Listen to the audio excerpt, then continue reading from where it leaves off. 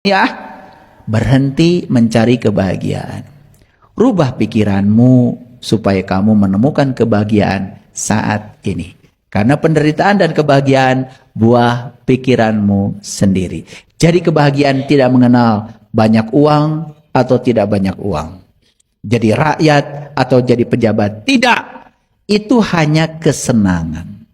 Bahagia tidak bergantung mendapat atau tidak mendapat. Bahagia adalah keputusanmu sendiri dalam pikiranmu sendiri. Rasa takut dan khawatirmu itu tidak nyata. Paham? Paham? Tidak nyata itu. Itu imajinasi tadi. Itu hanyalah imajinasi yang menakutkan dalam pikiran yang kamu buat sendiri. Jadi siapa yang suka menakut-nakuti kamu? Siapa? Siapa yang suka menakut-nakuti diri kita? Pikiran siapa?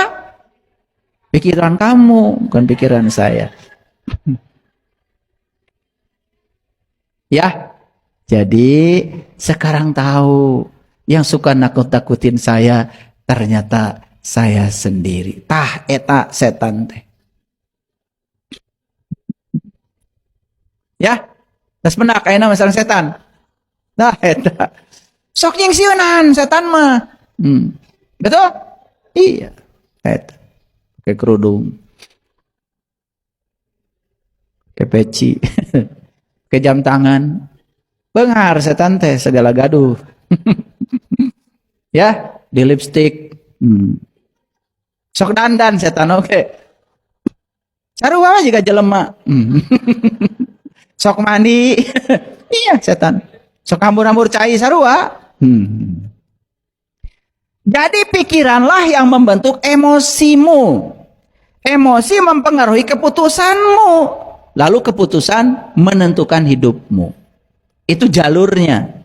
Pikiran membentuk emosi. Emosi membentuk keputusan. Keputusan menentukan hidupmu. Jadi tetap saja sumber awalnya adalah pikiranmu. Betapa seringnya kata-kata yang salah telah mengarahkan seseorang kepada pikiran yang salah. Ya, karena kita ini ya hampir tidak menyaring setiap kata-kata. Sampai hari ini saya perhatikan orang pidato pasti kalau doakan orang lain pakai mudah-mudahan. Karena kita ini pengikut, follower. Padahal mudah-mudahan itu mudahan. Diulang 2 kali kan jadi bohong.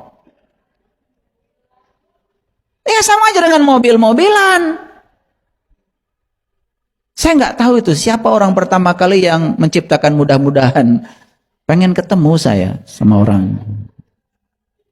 Makanya kalau kalian doakan anak-anak, semoga masih sering dengar saya itu murid saya ngomong mudah-mudahan, pengen nyubit. Pikiran itu sangat berharga. Pikiran memiliki kekuatan untuk membuka kemungkinan yang tanpa batas. Jadi kenapa kita selama ini hidupnya terbatas? Siapa yang membatasi itu? Pikiran. Padahal pikiran ini memiliki kekuatan untuk membuka kemungkinan yang tanpa batas. Itu hebatnya pikiran. Para sahabat, kita sering mendengar dunia pendidikan. Katanya dunia pendidikan itu sedang mencerdaskan bangsa. Betul? Nah, betul apa tidak? Tujuan pendidikan itu bukan untuk menggantikan pikiran yang kosong, tetapi untuk menjadikan pikiran yang terbuka. Lihat saya semuanya. Selama ini anak-anak kita pikirannya itu diganti oleh pengetahuan. Lalu disuruh menghafal ini, menghafal itu, menghafal ini, menghafal itu. Inilah sistem pendidikan yang tidak pernah akan membangun kesadaran. Hanya membuat anak-anak kita menjadi apal cangkem.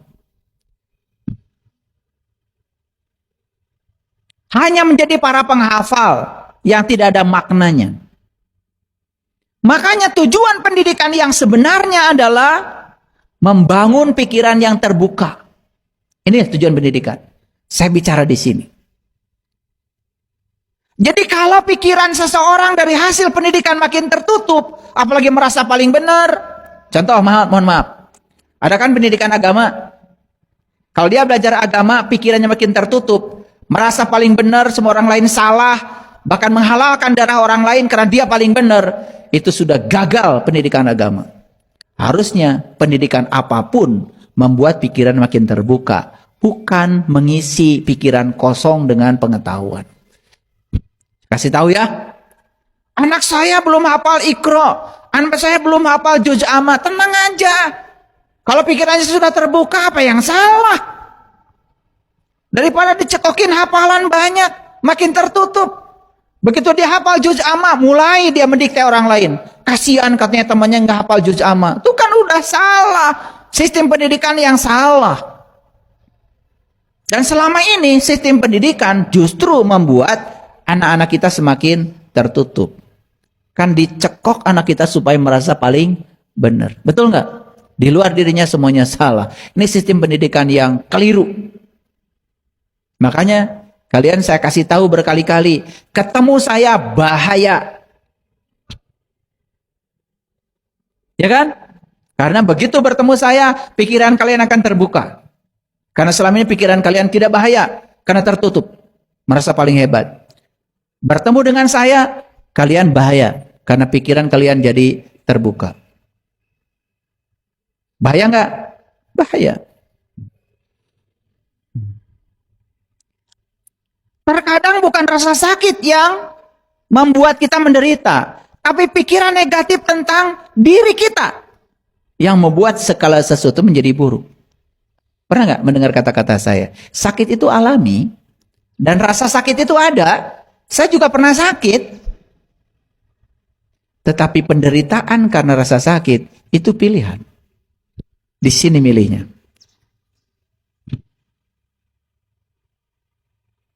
Ya. Saya kalau ngikutin kata-kata medis. Bapak nggak boleh terlalu capek. Karena bapak ginjalnya cuma satu. Saya masukkan di pikiran saya. Saya mau ceramah. Gak boleh capek. Saya menerima tamu, maaf ya, saya gak boleh capek. Mau milad, online saja miladnya, karena saya gak boleh capek. Olahraga, online saja, karena saya gak boleh capek. Bayangkan kalau itu saya ikuti, dan pikiran saya ikuti itu. Saya tidak pernah mengatakan saya ginjalnya satu.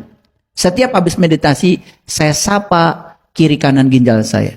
Terima kasih kedua ginjalku.